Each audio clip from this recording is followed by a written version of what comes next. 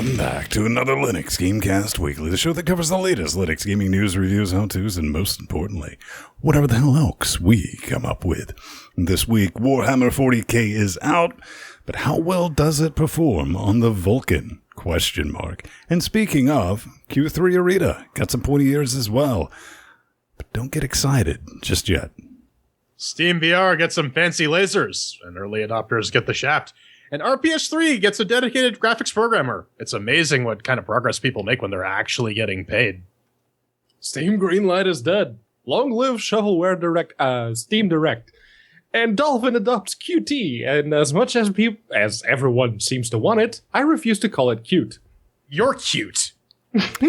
Ladies and gentlemen, I'm Ben Stone here at LGC Actual, switching the bits, running the board, doing all this nightmare sauce with penguin sauce on all ends. It's kind of brilliant and terrifying. And those voices you just heard, that's our man up north, our Canadian correspondent heading up the Toronto bureau, one massive thing. Spicy peanut sauce. Mm-hmm.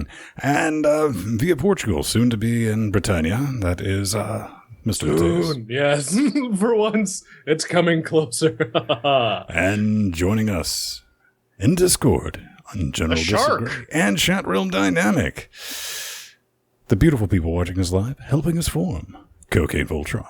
Before we get started, we like to see what's going on in each other's life organs this week. Gentlemen, nothing exciting to report other than my favorite Reddit app on the Android, Relay for Reddit, now hard resets my Nexus 10 for fuck and all reason. Shrug emoticon. What's up, P-Baby? Over here, I finally have a place that I may move into. So if everything goes to plan, on the 23rd, I will be taking a plane at like 6 in the morning to the UK, and 2 hours later, I will hopefully be so on the 23rd, on I'm going to get a text of you bitching that you've missed your plane. Got it. And on the 26th, he's going to be fired. If there is something that I have to get up in the morning for, I will, but I usually don't, so I don't. What's up? I got me some new internet. That's fun. Yeah, right before the show. Hey, if it works, cancel your contract with your shitty DSL provider. Beyond that, not really all that much. I have my nice little stable routine that makes my autism very, very happy, so I just stick to that. But you know who's not really autistic? Mainly because they haven't been vaccinated, and also because they're dead. Wait a minute. Are you talking about that wacky horse that believes in chemtrails? Also, yes, it's the Steam update. Damn, Pedro, that was like some Strider level delay. You knew this was coming. It's 251 times we've done this. No. You see, much like Steam, I too promise things and then take my sweet ass time to deliver on them. So we've known that Steam Greenlight was going away for a long, long time, but Valve finally, on June 6th, decided to pull the plug on the, the little gallery of shovelware that every wannabe developer put their games on to be voted by voting scams and a bunch of bots and what have yous. But it's gone now. It's gone, and it's being replaced with the Steam Direct, which, as we talked about last week, will be its replacement, and it won't have the whole voting thing. You just pay $100 per game you want to get on Steam, and it will go through a teeny tiny review process. Of course, if that review process is anything like we've seen with Steam Greenlight and Early Access, to this day, it's a joke. And speaking of which, there was a quote from this particular article that drew my attention. Let's see, Alden says, as we have been doing for the past year, there is a short process prior to release where our review team installs each game to check that it is configured correctly, matches the description provided on the store page, and doesn't contain malicious content. You do what now? See, if you did that, there wouldn't be any 0-byte downloads or games which download with missing executables. Pedro, if it has no data, it can't contain malicious content. So it's true. But they specifically say that it installs properly, it's configured correctly, matches the description. It installs nothing. maybe they just need to sort their business. But hey, man, Steam Direct, it's going to be a thing. What's that fee again? $100. 100 wet, stinky American cashes. And guess what, man? This fee is going to be returned after your game's sold $1,000 worth. So basically, none of y'all bitches getting refunds. And if you do release a game for free or, a mod, I think this will definitely hurt the mod community. If it's free, you're never getting that money back at all, man. Well, unless you load your game with microtransactions. Well, and here's the thing: modding usually goes through like the Steam Workshop stuff, which I believe is different from the Greenlight things. So I don't think they're going to be impacted all that much. But unless they're source mods, unless they're trying to make paid mods for Skyrim. But one interesting thing is if they're actually going to refund the game, or not the game, the $100 for the registration after it sells a bunch. Then, yeah, you could have made that price a lot higher, and that would deter a lot of the garbage that makes it on Steam. Also, the whole point of submitting like tax data and whatnot per request is not that efficient. I'm pretty sure for most of the big game publishers out there, existing deals that they have with Steam are already going to be grandfathered. Now, did they clarify in this? Is this something you're going to have to go through per title? Or yes. Yes, that's per title. That's what it seems to indicate. But like I said, I don't, for guys like EA and whoever else is like a big AAA publisher publishing games on Steam, I doubt they're going to like make them bog through that because, or either that or they can just afford someone in their freaking department to fill out forms. Okay. Well, before we get off the story, I do believe we need to come together as a community. Maybe I'll find a trophy shop because we need to create a physical reward so we can ship it to the fine people at Refract Studios, the creator of Survive the Distance, the racing game, because Distance was in beta before Greenlight was a thing, and it has lived still in early access after it's been closed. So, good job, you lads. Good job. They outlived Greenlight. That is an impressive notion. I think Overgrowth is one of the only games that actually can also call that marker, but in the land of VR, where you put shit on your face and then get transported to a magical world where you get shit on your face. And if you're a developer for that, you got a brand new motion sensor. There's a new ASIC out. This is a blog post from Valve to update what is being entailed here. And basically, the new sensor is able to receive data encoded on the laser as well. So the big thing here is it support that will enable motion sensors to support multiple, more than 2 base stations, which means that you can create smaller base stations, have them placed more frequently, and then get more detailed data from them. And additionally, it is not backwards compatible. It is, well, rather the new trackers are backwards compatible with the old base stations, but existing Steam hardware is going to be not compatible with the new base stations, which means that if you're creating fancy VR peripherals, or if you're working with the prototype controllers that go over your hands and let you do the Tom Cruise Minority Report thing, you're kind of if you don't have one of those, you're kind of screwed. So, with that being said, this is some interesting technology. They're saying you should be using this new ASIC moving forward. You can read the entire thing there. It's a pretty brief thing. I went over the spec sheet of the new motion sensor. I did not understand any of it because I don't have anything to do with motion tracking or VR, and so that's way above my pay grade. But it's definitely a thing. If you're a VR developer, maybe start throwing out your old motion tracking hardware. Nope. I genuinely don't think we're going to see this because a lot of people are targeting what has an install base. And whatever that is the opposite of an install base, especially after you've dropped 800 on that and you've spent the time to buy the poles or you've mounted your light.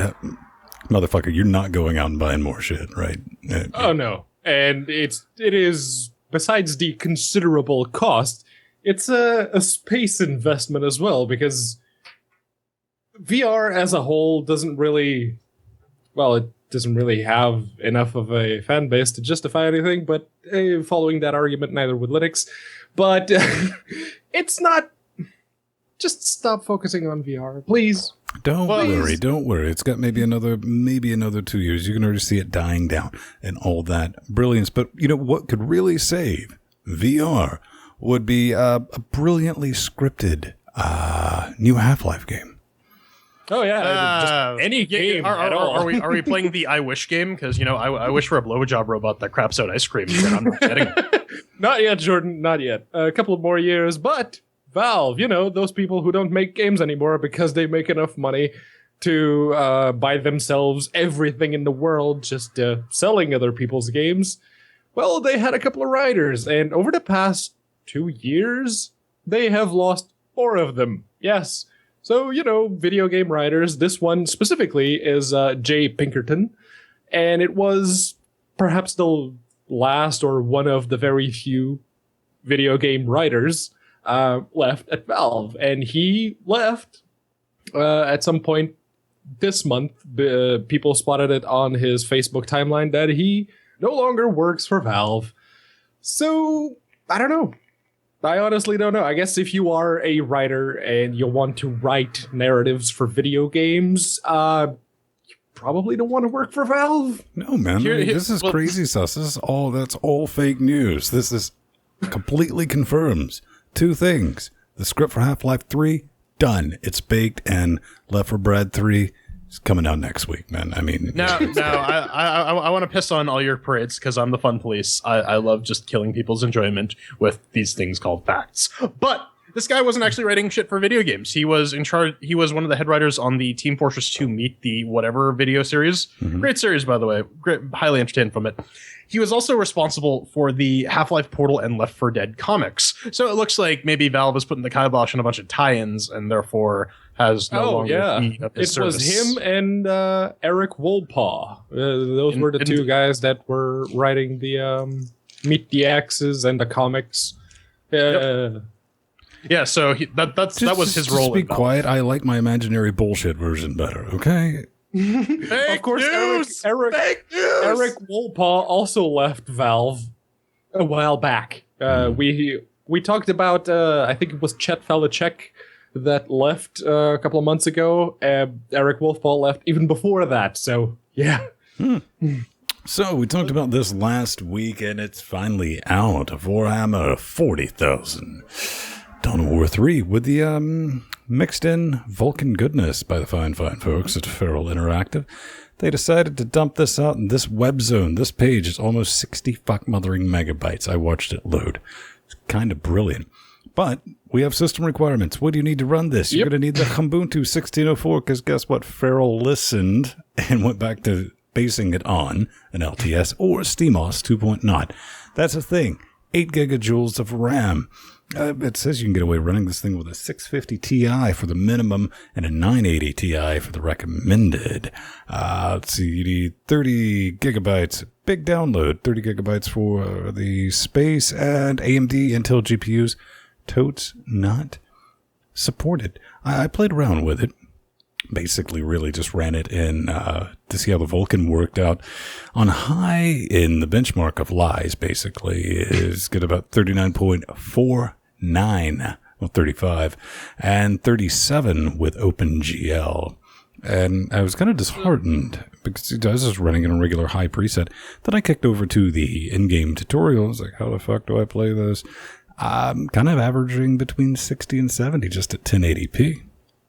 Yeah, it would be interesting to see how like in-game it handles all the various simulations and whatnot. But one caveat, if you want to play multiplayer with your fellow Mac and Linux gamers, because, it's a feral port, that's all you can do, because they can't figure out what Aspire figured out 4 years ago. Let's call it.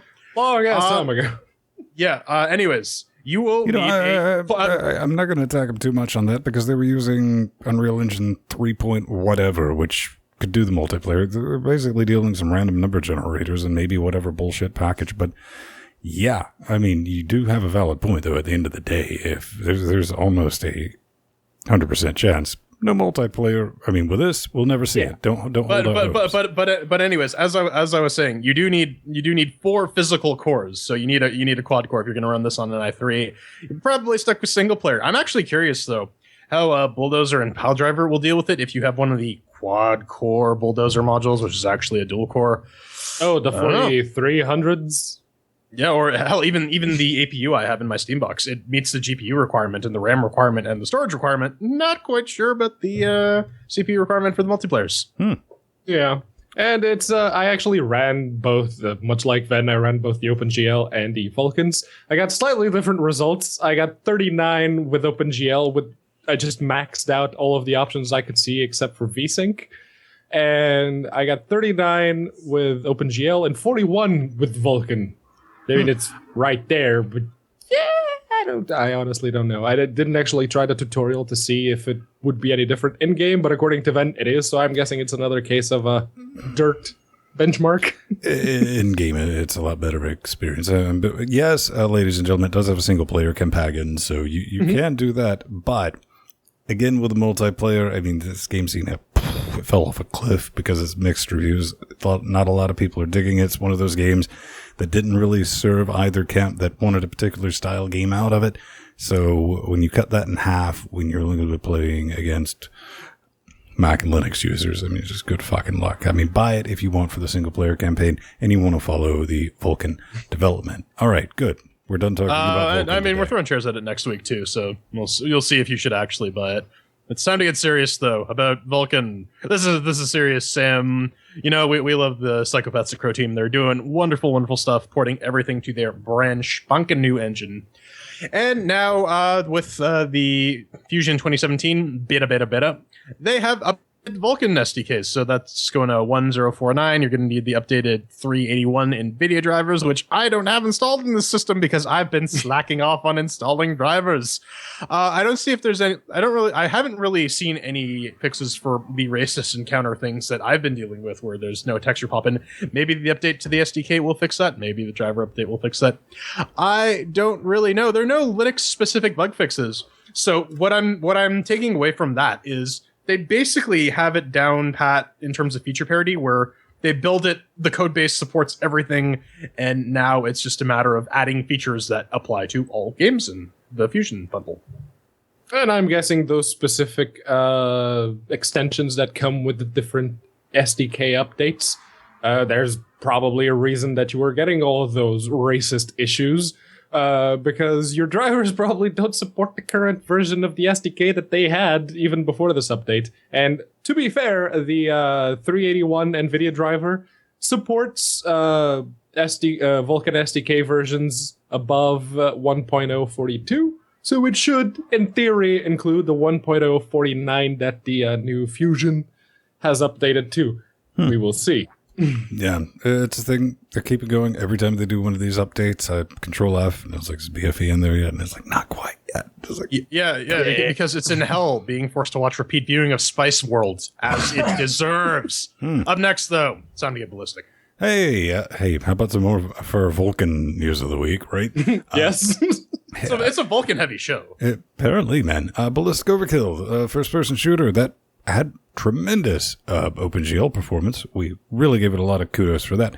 They've opened a developer branch build for you to test on Linux and Mac. Please help us test performance improvements. It's Unity with Vulkan. It's always fun to play around. There's a super secret code that's clearly in that image. This business will be in the show notes, typed out, so you don't have to type it out like I manually did there. Yeah, I mean, the only thing I noticed out of the difference between this and the initial Vulkan launch, it's like run kind of hard to tell because, let's face it, the game ran really good, is now, I think Pedro will be pleased, is you can cut everything up to 11 now and still depend, because it's still got those random ass spots, but it usually hovers at 70. Okay, that's good, because I thought, oh, look, they have a new beta branch. I'm going to try. Oh, right, I installed it. No, but that's some next level laziness right there, because the game's like 4 megabytes to download. It's a bit more than that, but yeah, it's considerably small, accounting for how it looks and how it performs, especially. But if they have fixed the AA, the moment you put anti-aliasing up to MSAA 2x or higher, performance would just tank. At 2x, you would go down from 100 FERPs to 50. Just easily. So I'm glad to see you can just run it at UHD and not have to worry about anti-aliasing. Yeah, that's Okay, that's the thing. Get out there and try it if that's your jam. Quick mention about this. Guess what, lads? The value of our Steam accounts just went up Yep. Leaving Lindo is dropping the Linux support. Well, they did drop it. They just removed the icon from the store. And then they, people started asking, it's like, why isn't it supported anymore? And, well, the Eastshade Studios developer said, we are no longer supporting Linux at this time. Sorry about that, Morty. And people were asking, okay, so what happened? And they say that they only recently decided to pull support because they only had like 2% of their customers on Linux, and 50% of their bug reports were from those Linux users. Now, that to me says that you're building your game for Windows and treating the other platforms as a secondary thing. And chances are Linux users are more technically literate, so they are much more able to provide you with accurate information when reporting bugs. But hey, I'm just talking out of my ass. We have plenty of games on Linux right now that were developed as Windows games and then ported over. And your game, well, let's just say a 1-hour prelude to a hypothetical game which may or may not come out, not really something to cry over. Developers, come here. Get your pussies next to the speaker organ there. Uncle Vin's going to give you a life pro tip here. Pick a fucking distro and stick with it, for fuck's sake. Feral figured this out, and they do it. Okay. It doesn't matter what you base it on, because this... I'm going to finish this sentence, sweetheart. Yeah. They choose the Ubuntu. You can pick Solus for all I fucking... Pick SteamOS 2.0 if you want to. That's brilliant. And when somebody goes, Arch Linux doesn't... We love Arch, by the way, so you can fuck off too. I mean, send us some hate mail. We need some more next week. But... They go, yeah, we don't support that. You can send us a crash lock. We might look at it, but it says right there it doesn't support it, right? Yep. Hell, I was just gonna say that. Hell, someone even standardized on SUSE, which is a strange choice, but again, you're doing what he says. Also, there's this lovely little thing that Valve ships called the Steam Runtime that you can just link against, and it resolves most distro compatibility issues. Now, that being said, kudos to these guys, because at the very least, unlike fucking Ticket to Ride, you can, if you own the game, you can still download the existing Linux version. So you can still play the game if you're so inclined.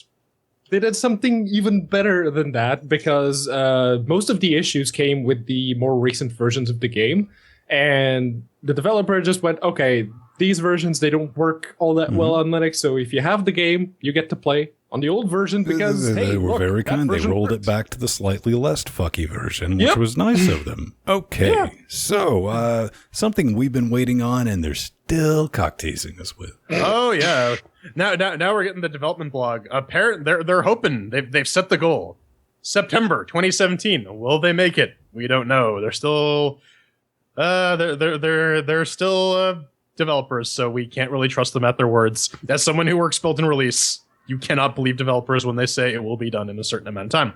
But they do have a little development blog that's detailing how they're... Did they add a 4x3 Robot Wars DLC pack I didn't know about? What the hell is this? No, and there's no Chinchilla either, which makes me really, really sad. So the first is about how they're going to be handling multiplayer interaction. So all the physics are going to be run on the host server, or the host client, as it were. So if you're going to be hosting the game, you need to have a computer powerful enough to handle all the various physics simulations. Now they do have a little sandbox mode, which they call simulation mode, which lets you make a copy of the existing map and then run through your machine, everything simulated locally, but it's a non-destructive operation. So once you exit simulation mode, you're back on the host's computer. So that is relatively sane and sober way of handling it. Interested to see how some people are going to complain, oh, my multiplayer performance is garbage on my fucking netbook running Besiege. Don't host it. That's kind of the key here. Just don't host it. Now, they did say that most people who can play the game according to the minimum specs of the game should easily be able to handle 500 blocks. That's 500 blocks in total. That's your thing everyone else's thing who's connected into your Man, listen, if you're just playing a regular game, even with my old AMD 8150 running at UHD 3840 2160, you can't playing the regular modes. You can't get it to drop under 60 FERPs unless you try to like custom load Gypsy fucking Danger in it, and right? Yeah, and then the big, sufficiently complex machines or huge levels will have problems. Yeah. But again, have a beefy dedicated box. If you're doing this is the same thing that Minecraft servers run into when they realize, oh, right, yeah, the single-threaded Java application kind of runs like ass when we have a bunch of mods and people on it. Unity game, so it will be interesting, but stay tuned to that because it sounds like the end of September is going to get really interesting for our gaming after shows. Or Tuesday streams. Oh, yes, man. Yes. Okay, one more. All right, the last one, Shotgun Farmers. It's a game in early access. It's a first-person shooter. The big twist here is if you miss, your bullets will spawn copies of the gun that you are currently using. So if you got the BFG and you miss a bunch, everyone gets the BFG. It just becomes a big old clustercluck. It's an original-ish idea. I don't think I've run into a game like this, but I don't think it's going to revolutionize the shooter genre. It's just going to be another shooter that essentially just evolves into chaos as everyone just has rocket launchers or something. I don't know, man. I'm looking at like the art style of this. Did they try to make this for the Wii U and got rejected, or? I think they're using a bunch of stock Unity assets that they've spray painted yellow and green. Yes, the lazy kind of cell shading. No, I looked at it, and the first thing I was like, was this developed by the same people who developed Screen Sheet? But no. This was developed by the people who developed Skyhook, which is a game I don't remember. I know we talked about it at some point, but I don't remember it. The only it's the Bionic Commando tower. Right. Yep. Yeah. You know what, I Jordan, what this game really needs is some Dirty Farmer DLC. Oh, yeah. or maybe some cows. Mm-hmm. But coming up next, we're not done riding the Vulkan train. Oh God, we got so much more Vulkan stuff to talk about. You're gonna get sick of it. Coming up next.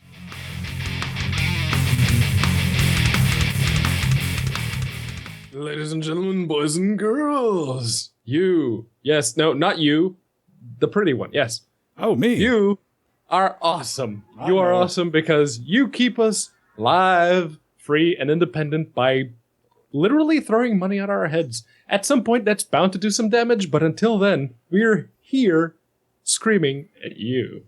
Oh, Pedro, you ignorant slut. Money is all digital these days. There's no real concept of physical currency anymore. Where my and if you want to continue that paradigm, you can head on over to patreon.com/LinuxGameCast. It's great. It allows you to fund us week after week after week. Oh, we're doing that one first. You know, here's the. I'm going to put the brakes on. It's lined up in the show notes like it's been for like the past 4 months, and we've had this conversation almost weekly. Yeah. I like how it's actually not in the show notes, but whatever.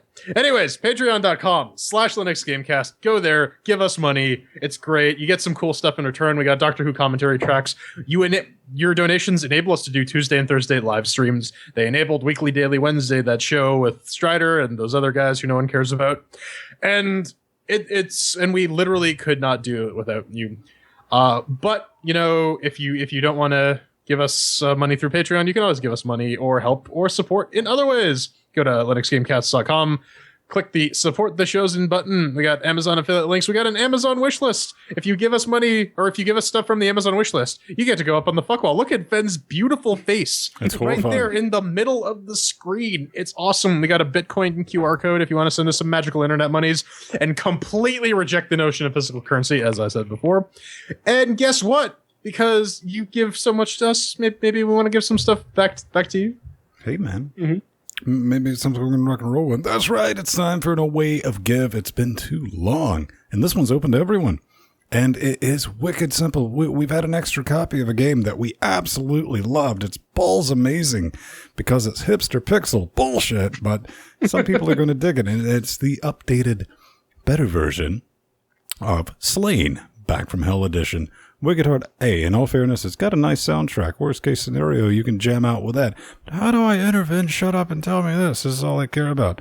Oh, hi everyone that just fast forwarded through this section, then read the description and went, shit, they're giving away a game. I need to go back and find when the part of that show that is. How you doing? You're at the right spot. All you have to do, it doesn't matter if you're on the G+, Twitters, or Facebooks, just share the show when it's posted tomorrow. I mean, some people are watching live. A lot of people will see it. Just find it there, retweet it, reshare it with a hashtag, snap, LGC cares. Hashtag LGC cares, not hashtag snap LGC cares. So, do it anyways. But you monsters will probably do that. But yeah, man. Thanks for helping us rock on. We want to do more. We got some cool stuff coming up. If you can help us finance that, that's brilliant. And just spread the word, though, man. That's one of the biggest, baddest things. An extra special shout out to everyone ordering through those Amazon affiliate links, because that's starting to add up, man. We're like, oh, shit. We might be able to buy, like, 2 large coffees. It's kind of neat. Speaking of which, it's not Lupus, but we got an extra special shout out to Mr. Andre Lupa, who is our latest Patreon. And actually, there was some fallout from the last week's Tom fuckery as well. Isn't that right, Ben? What with the Discords? Oh, yeah, man. One thing we've added to our Discord, which is not live right now, but it's there for a backup, but it's something we're going to start doing. I'm showing audio listeners is our Discord channel. If you're a Patreon, you have access to this. Just look to the right on the sidebar on the Patreon page. There's a link to it.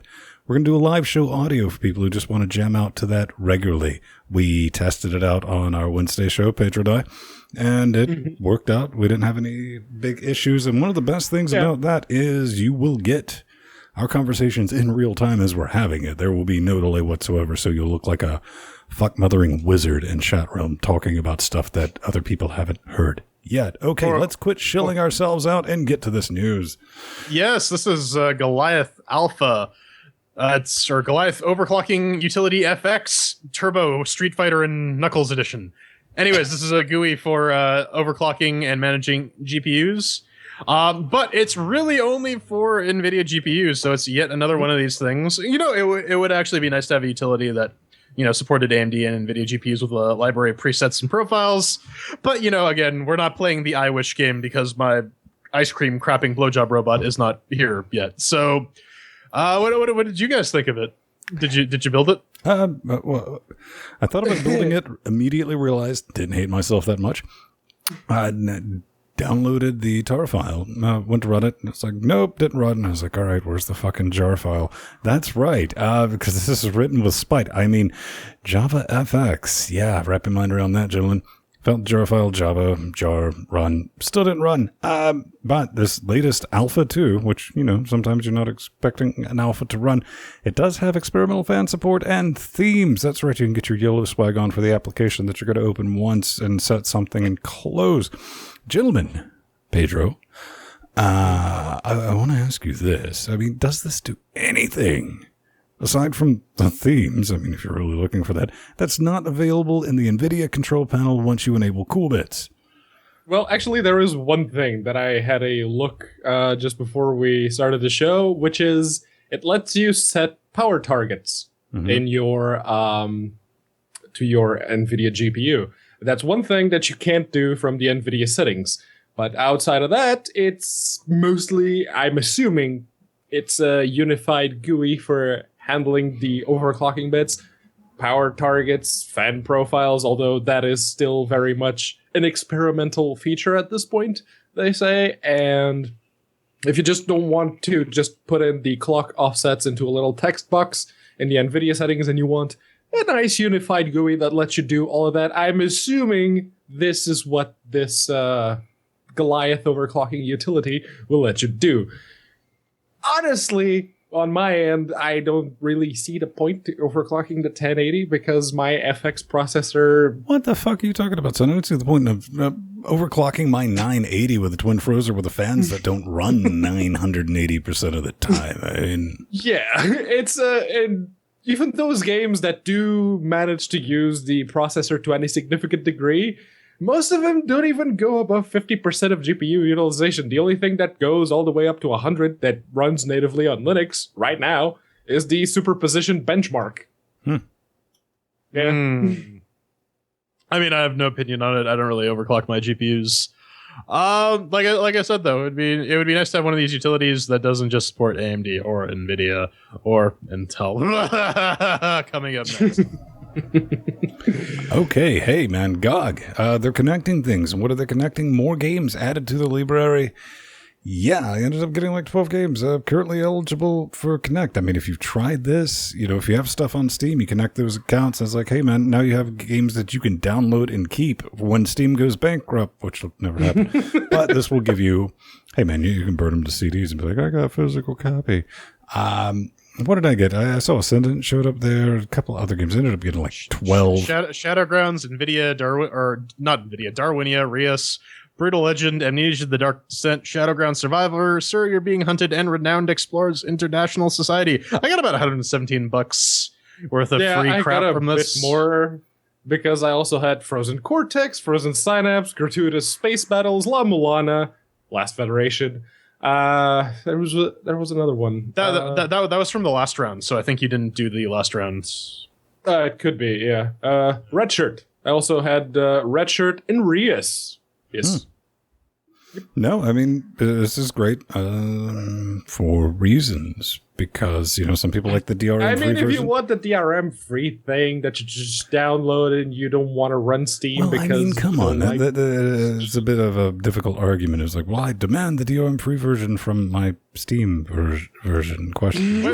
Which oftentimes you can just get by copying the thing out of your Steam. Yeah, there are a lot of the Linux games on Steam are DRM-free. It's just... Even the Borderlands games, you don't get multiplayer and you don't get any of the Steam niceties like, say, cloud saves and achievements and a few other things. But you can just take the folder out of Steam and run the game locally. Yeah, I mean, a lot of games these days are actually doing their multiplayer through Steam work just because it is really easy. And, we everyone hates like starting up servers. It's much easier to just right-click join game. Mm-hmm. But I would make a dolphin noise if I were capable of it, but I'm not. So you can insert that here in post. But the fine folks behind the Dolphin emulator have put out another progress report, this one for May 2017. And they say that they are deprecating and removing the D3D9 or DirectX 9. Yes. That old renderer is going the way of the dodo, much like the Direct3D 12 or DX12 renderer got the axe last month. Yep. We talked about it. They say they actually go back to it and say that getting rid of D3D9, it was the fastest backend at one point, but the work that they put in to put DirectX 12 in a state that it would actually run, paved the way and made Vulkan support much easier.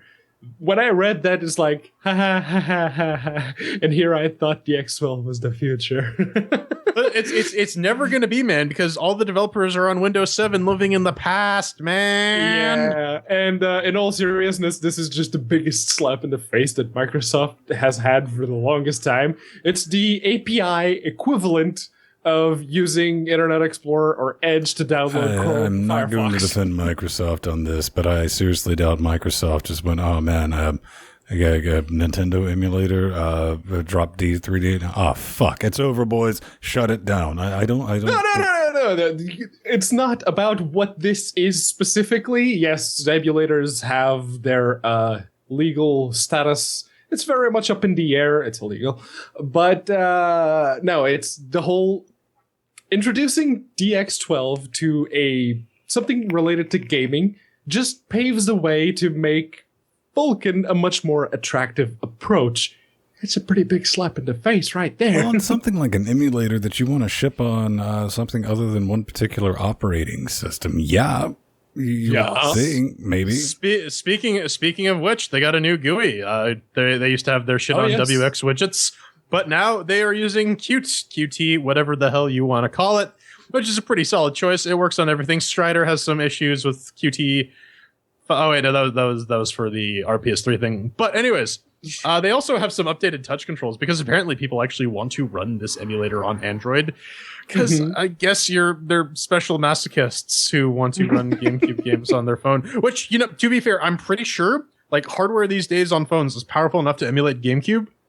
But why? Hey, man, you got to think about it. You like really teeny tiny screens. And Android, I think like 9% of current activated phones are capable of running Vulkan. So it's got that going for it. Well, that's more than the number of phones capable of running D3D9 or DX12. Ooh, snap. Okay, enough emulator talk. All right, we'll talk about more emulators then. This is the update from RPCS3, the PlayStation 3 emulator.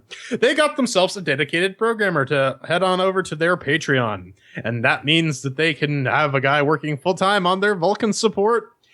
At this point, we really got to start calling it the Vulkan the next update of the week. But anyways, they have a new set of fully playable games, including Catherine, Rayman's Legends, Disgaea 4. Oh god, and Persona 4 is actually getting really, really close to being playable at native speed. So none of this would have happened unless they had a Patreon to enable them to develop this game full time. So go support devs on Patreon who are doing cool shit, man. Mm-hmm.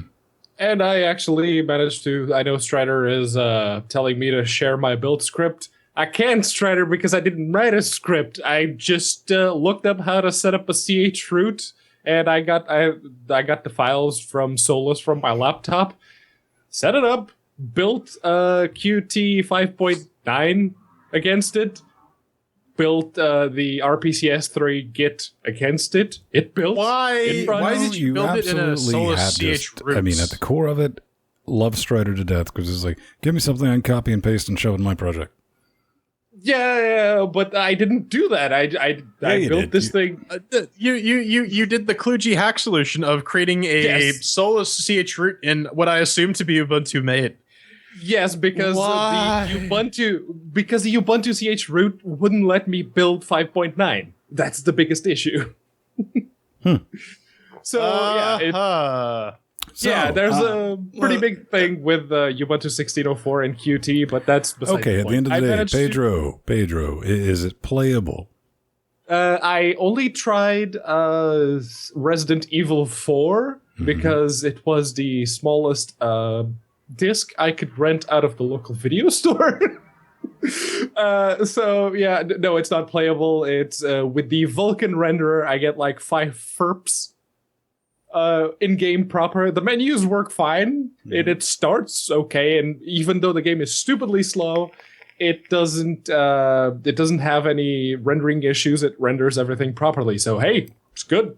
Hey man, I mean, don't knock it. It will eventually get there. I absolutely remember SNES emulators on like my AMD K5, 200 megahertz, barely running. So progress will be made. Before we get out of here, this is like one of those happy things, curious things you don't know because Quake 3 is Vulkanized. Quake 3 Arena Kennedy Edition. Isn't that the Windows version? Yeah, it is. But stick with me because this is just the guy's experience because he walked through it. He's like, it took him 2.5 months to finish the project, 40 hours a week, 450 hours to see Vulkan's a piece of cake, ladies and gentlemen. Look at that. It's practically nothing. No, this is just a really cool one. We have 3,200 lines of code, including empty lines, so we call those the TN65 memory. Pretty cool read. Again, all this business is going to be in the show notes, and we're just like, okay, that's great. And, naturally, a lot of people's like, yeah, Quake 3's got Vulkan on Linux. No, it doesn't. But I think Rohit, he kind of pointed out, he's like, listen, man, if the programmer isolated, because stuff's in Visual Studio. But if the Vulkan code, and if it could be integrated into Quake 3, if that renders isolated, I think we're gonna find out how portable it actually is, because the gauntlet's been thrown in on that. And Rohit brings up a good point. Maybe since Ryan's already got the Patreon, maybe he wants to get his beak wet in some of this Vulkan. Maybe make that a Patreon goal. Now, if you read through the article, he mentions that the majority of the code is actually in a vulkan.cpp, vulkan.h combo file. So I have to imagine that a lot of it is fairly portable, at least with the method implementations. The hooks themselves may be the sticky bit. But, Ryan's a capable programmer. I'm sure he can, throw something together in about 30 minutes. And he apparently did a good enough job with the comments, because those 10% that that he mentions are smeared throughout the renderer module and corresponding places. It's all marked with a // Vulkan, all caps. So it should be pretty easy to find. We'll see. And I guess one of the reasons I just wanted to bring this up is kind of like because you're seeing people taking the Vulkan Pepsi challenge. They're not taking the DX12 challenge with, like, I want to learn DX12. Let's use, the toaster of game engines. No, we're seeing some of this cool stuff. We're seeing it with emulators. We're seeing some Quake 3, because you absolutely need a stable 2000. And good times. Good times. Well, I'd hazard to guess as that most of the people who want to do stuff like this aren't using Windows 10. Just a guess. Just a theory. Coming up next, though, it's time to, get our tooth all snaggly, because we're throwing chairs at Motorhead Through the Ages DLC for Victor Vran.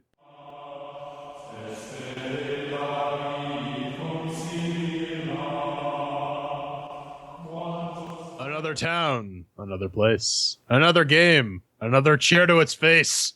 We're throwing chairs at Motorhead Through the Ages, the Victor Vran expansion by Hemimont Games. It's on the Tropico 5 engine. You can pick it up for that price difference between US and Canadian seems a bit suspect. $11.99 to $15.99. I don't know how currency works. What is it? Motorhead Through the Ages is a wild tour through the midst of the loudest band in the world. Bring the mighty Snaggletooth back to life with the help of Lemmy and Lloyd Kaufman. Harness the power of the eternal Motorhead to defeat frightening new enemies in 3 demon-infested worlds, entwined with the songs of the band. So let's, kick some chairs at it. 1 chair means it's garbage. 2 chairs means it's meh. 3 chairs means it's pretty good. 4 chairs means it's awesome. We got our categories of doom mixed with the working shiny sounds, controls, and fun. So let's kick this off. Motorhead, did it motor your head, Vedden? How did it motor all through my brain organ? Well, over here on the Ubuntu 1604 LTS box of business with an 8150 powered by 980 displayed at UHD, which I didn't bother with this game because it's got some performance issues. Yeah, it ran all right. I mean, the only big issue I had with this is the menu lag, which was a real issue in the original Victor Vran, which has since been fixed, but this DLC brought a lot of that nightmare fuel back. But for the most part, I mean, on high, it's holding a solid 60 FERPs. But it definitely has the performance issues of the original game. Kind of sad to see that. Hope it gets ironed out. But yeah, some of that herky-jerk pop-in stuff, it's enough to ding it a chair, but still a solid 3. I think this one's got a good shot. Yeah, we had some issues a while ago with some online play with Victor Vran, where sometimes you wouldn't be able to join people's games, despite the fact that the games themselves were, the people were online on Steam. You could ping them, but that still happens, and it gets a little laggy when there are a lot of enemies on screen, and that happens a lot in this DLC. Oh boy! So on Fedora 24 64-bit. With the i7 6700K and the GTX 980, it gets 3 chairs. Yeah, and over here, it takes almost a full second of jank for the game to show the stats when you hover over an item. And in several of the DLC areas, especially the Orgasmatron boss fight, there's a bit of frame rate hitching. That's when the frame rate is doing like 90, as was on my end. It usually holds around 90 with everything on turbo. Ever since they fixed the performance regressions with the newer NVIDIA drivers, it will drop down to like 20 and then back to 90. And that causes that teeny tiny bit of hitching where it slows down and then goes right back up. It gets a bit annoying, and it happened a lot. Now, I had over 30 hours of game time before this bit of DLC came out, and I don't remember it doing this often. So yeah, 3 chairs. All right, well, that is 3 chairs for Mix with Working. Up next is Shiny and Sounds. Ven, does it glisten? Does it shine? Does it blow at your pussies? All over your face, neck, and chest, baby. When Victor Vran entered early access in early 2015, it looked great compared to a lot of the track that we were seeing starting to flood the market. Unfortunately, in 2017, it looks mostly the same, which is not so great. I mean, I'm not saying it's fugly by any standard, but this engine is definitely starting to show its age. Now, graphically, the DLC slaps some Motorhead posters on the walls and throws a few Lemmy statues in along with guitars, a smattering of new baddies, and some bosses from Motorhead lore. They're all done competently, however. When the novelty of all that business wears off, you're still looking at Victor Vran in all of its 2015 fidelity. Now, it does sound like Victor Vran with the added bonus soda of the Motorhead blaring in the background, but keep in mind, it's only 13 tracks, and while that's not bad for 10 quid DLC, it can get just a touch repetitive. The only real legitimate complaint I have for the sounds is the barkeep, voiced by Lloyd Kaufman. Now, I read his interview in Glixel, and he sounded like he was wicked excited to do this project, recorded it in Long Island, I do believe. But I don't believe anyone gave this anyone at all gave this gentleman the slightest bit of direction, resulting in almost all of his lines coming across as phoned in, even though they clearly weren't, if his interview is to be believed. Shiny. It looks good. It looks Victor Vran. Victor Vran's not ugly. Kind of digging it. Sounds, it's Motorhead. Hard to fuck that up. But it's not perfect. But it's definitely just a little bit of metal. So we're sticking with that 3.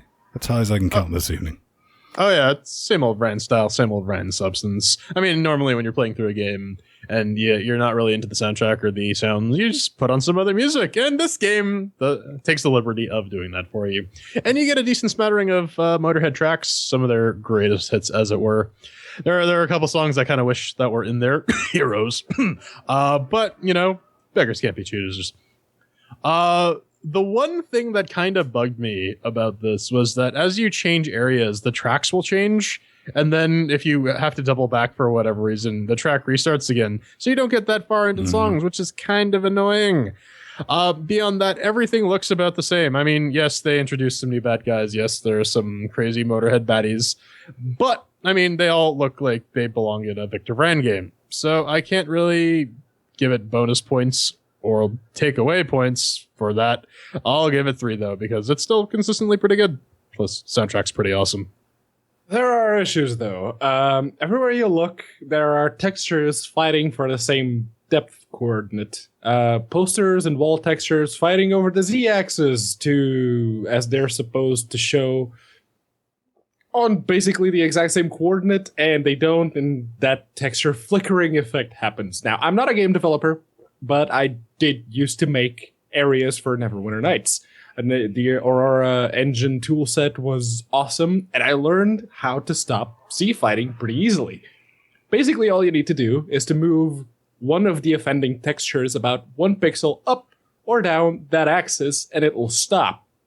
Seeing as I've never noticed anything similar to that in Victor Vran outside of this DLC, not VLC, I'm assuming Hemamont knows this too. So who the hell made these levels?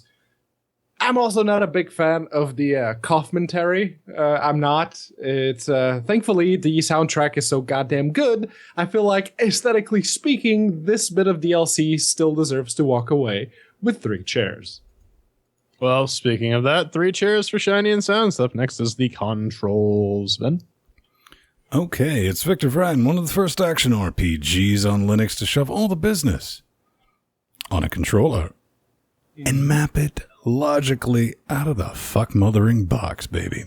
Really, my only complaint is the same one I had when we first reviewed Victor Vran. The items in the card menus where you're selecting your weapons, your cards, your demonic powers, and all that, especially the card menu, can become wicked. And I do mean genuinely wicked, unresponsive, to the point to where I have to reach over and use my gerbil to sort things out to make it work because I'm not patient. And if you're across the room sitting on your couch, that's not something you're going to have the option of doing because this game is best played sitting down, relaxing, only with a controller. But yeah, that's enough to ding at a chair because that hasn't been fixed, and that's been an issue forever. And with the input menu lag, and it's like it puts these resources for some of this business in this game in fucking Mordor it has to access before it gets back to you. Everything does work, but it just feels jank, and you don't want to feel jank. Not with your Motorhead, baby. But I'm going to fill you 3 chairs. Yeah, it's same old Vran. So you get the same old bad camera. Oh yeah, that's definitely a thing. Listen, give us an option to rotate the map, or better yet, make the map rotate with the camera. Other than that, it's the same Victor Vran control scheme. I don't really have any problems with it. The multiplayer menu always takes a little bit of getting used to. That's kind of a Vranism that I'm not going to ding at a chair for because that's how it always worked. And it's my fault for not playing multiplayer Vran for a couple months before going back to this. So I'll give it 4 chairs. I noticed one issue with the Steam controller. Yeah, I got my mistress right here. And if you start the game and your Steam controller is off, like it usually is, the game will default to mouse and keyboard. And then you turn it on and it doesn't change to controller. You have to go to the options menu after you've already gone in game and tried to move with the controller, and it says, oh, if you want to play the game with the controller, you need to change that in the options menu. It's like, really? Really? But that's just a bit of a nitpick. So as far as controls go, this gets 4 chairs. Mm-hmm. All right, well, that tallies out to 3 chairs because lowest score always takes it. So, moving on to fun. Ben, did you have fun playing Motorhead for the ages? Short and sour. It's Victor Vran. You know what you're going to get. You know, you're going to get the Torchlight Diablo ARPG goodness that's going through a bit of a goth phase. You get weapons, you get cards, you get demonic powers, then you get good. And somewhere during all that slaughter, you learn to juggle that business so you don't constantly get killed to death. The Motorhead Through the Ages DLC changes exactly fuck nothing about those parts of the game. And that's good. What it brings to the table is this: fan service. It brings it in spades. Yes. The Ace of Spades? Easy joke I didn't go for, Pedro. Thanks for throwing it in there anyway. Yeah. You get some wicked cool looking levels, a few skin packs for existing models, attack guitars, that's neat, bonus soda for that, mixed in with a few admittedly neat demonic powers with bombers and all that business. I enjoy that. In all fairness, you do get those aforementioned 13 Motorhead tracks, but lads, sorry to report, I'm just not feeling it. Just from the get-go, the way they tied Victor Vran and Motorhead together, it is what it is, and what it is bad. It's laughably bad how they tried to stitch these two stories together. It's like, okay, fucking whatever. I mean, after you get over that, you have a little bit of the fun, because you're looking at the statues, the posters, all the Motorhead stuff, the new bosses, all neat in their own right, but after an hour or so, your brain organ, what it does is it puts that business on ignore, and guess what? You're just stuck playing some new Victor Vran levels. Again, nothing terribly wrong with that, but that's not what you paid for. I'm not saying it's bad. I'm just saying that's what my experience was. Also, I do kind of, sort of, absolutely, definitely 100% feel that giving me the hella overpowered axe at the very beginning sucked most, if any, challenge out of this DLC, because you just whip out the purple guitar and skullfuck all the things. There's not much to it. Check this out. If you pick this up, so you can take an interactive tour through Motorhead lore, you're probably going to have a good time. 10 quid. It's not that expensive if you already have the base game, which is currently $19.99. If you're looking for much more than that, I'm going to have to say, something you probably want to skip. Got to give it a 2.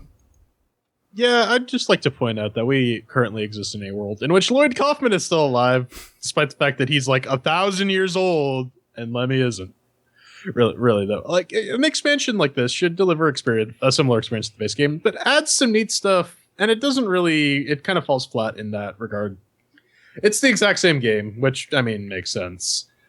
But there's not much else to it. There's a couple new weapons, there's a couple new powers. You can call them the bomber, you can do that stuff.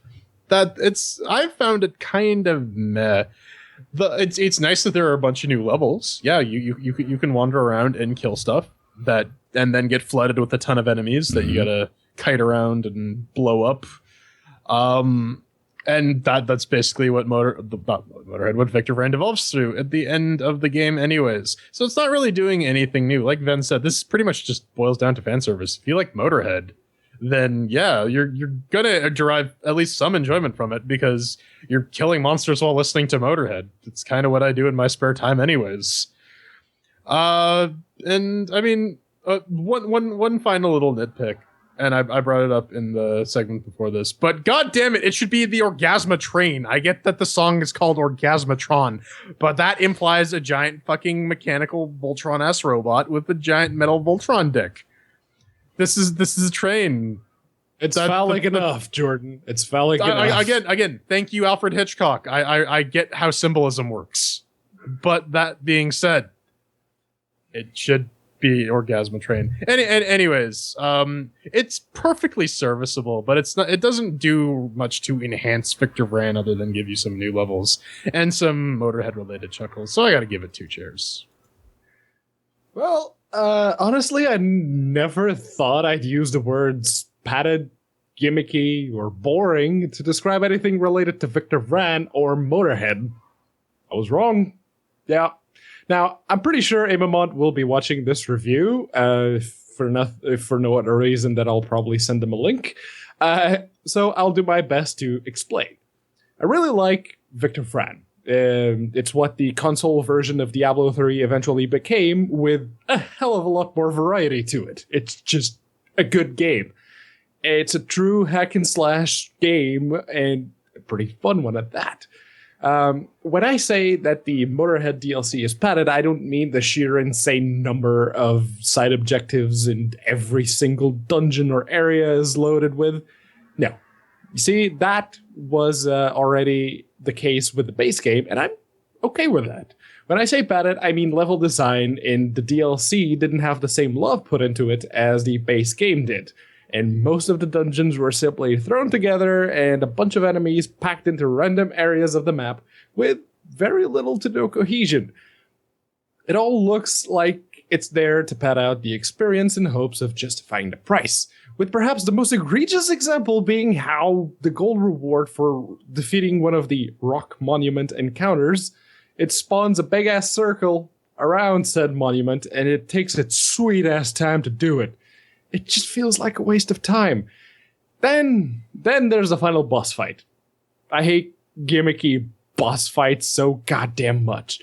I'm not the only one either. If you ask anyone who's played Dark Souls which was their least favorite boss fight, my money's on most people saying it was a bit of chaos. The bed of chaos.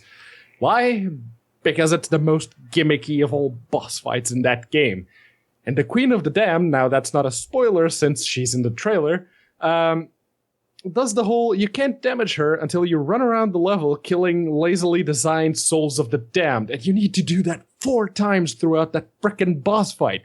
It's just a padded fucking waste of time. Weren't it for the fact that the song Queen of the Damned played on a loop throughout the whole fight, I probably would have said fuck it from how bored I was by the end. A final boss fight should never, ever be boring. Thankfully, outside of everything I mentioned, more Victor Vran is a good thing. But a good thing only takes you so far. 2 chairs. All right, well, that's 2 chairs for fun, and we tally all that up to make 2 chairs for the total for Motorhead, the game. I mean, final thoughts. Okay. Hey, man, it's the thing. It's priced reasonable.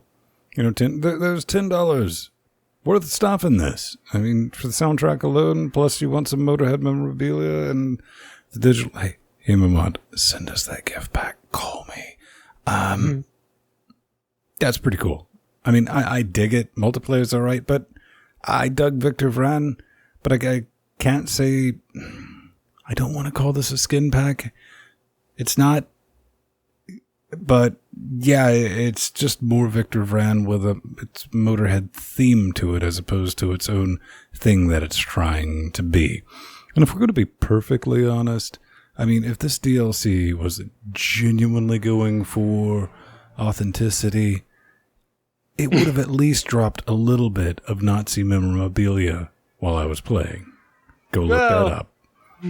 You get to kill some Nazi zombie skeletons things as you're going along, and at one point you have to defeat the metal war pig that the Führer supposedly built. But no, this bit of DLC wasn't killed by death, as it were. It was killed by its padded, gimmicky, and boring design choices. No, why? Why did you do this? I think maybe this would have been a little timelier if it was released before Lemmy died. I mean, this game had quite a few delays since it's announced, so I'm glad that they released it. I'm glad that it's a thing. Did I enjoy playing it? It was all right. If you like Motorhead and Victor Vran, pick it up. If you don't. Coming up next, though, Silence Will Fall.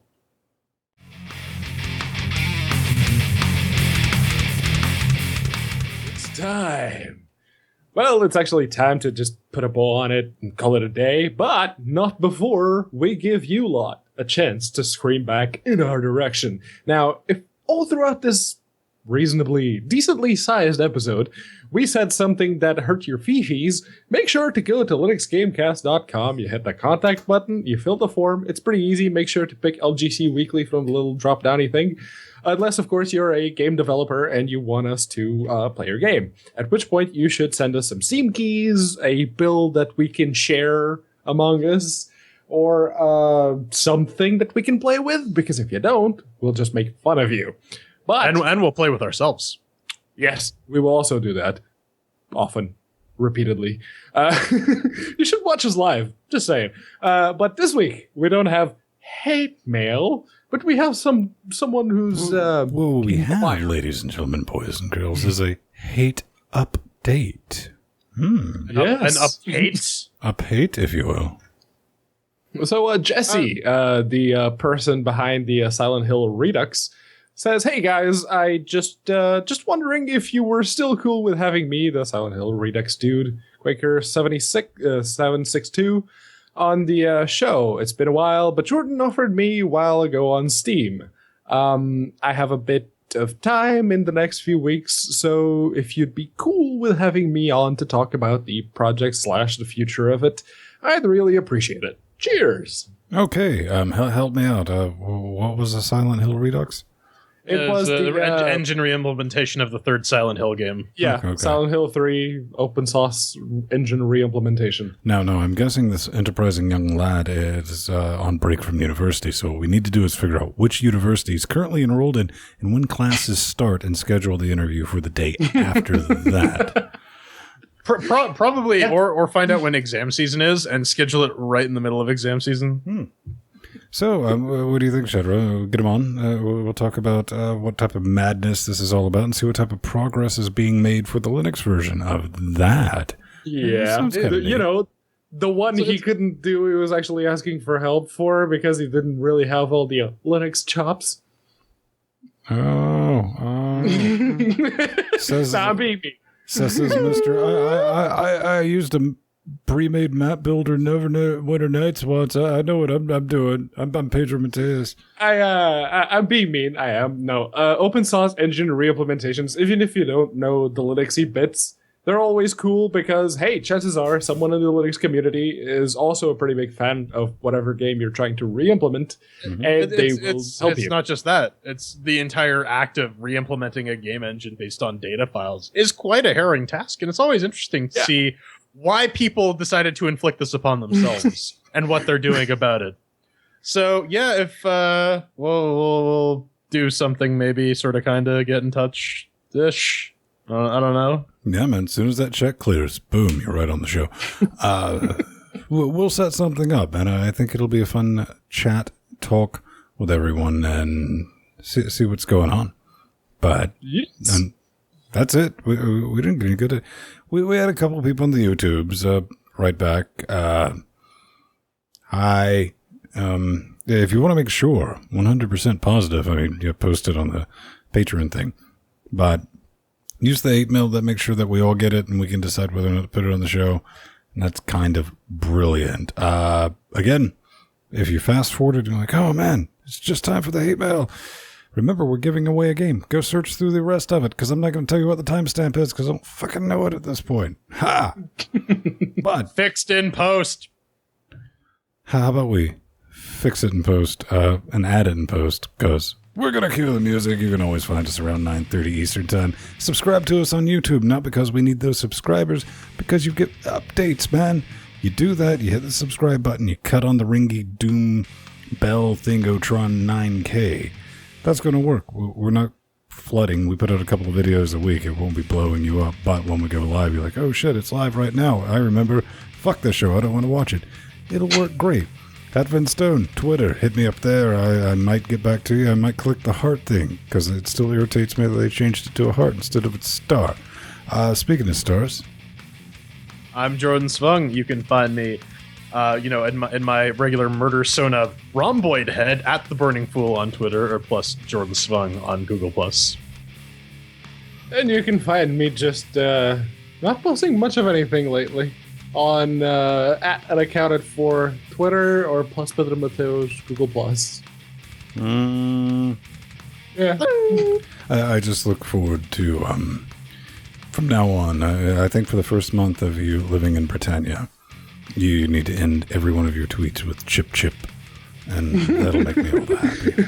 Also, if there's no room at the end, you need to start deleting random characters in your tweet until you can fit chip chip. Chip chip cheerio, mate. It's going to be brilliant. Dynafire, everyone. See you next week. Pedro and I'll be back Wednesday. Indeed. Bye-bye. All right. And credits.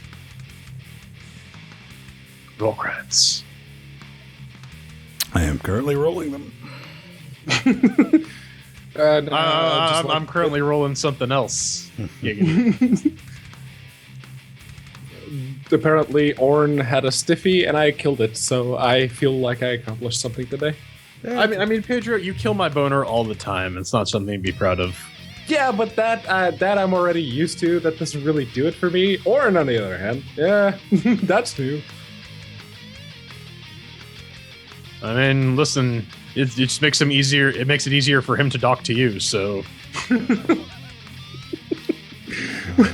mean, it's already easier for him to talk to me.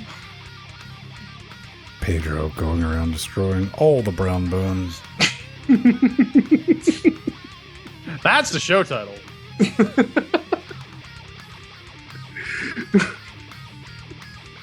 Thank you, Steve. Hashtag brown bones. Not as old as Steve. 5 dudes.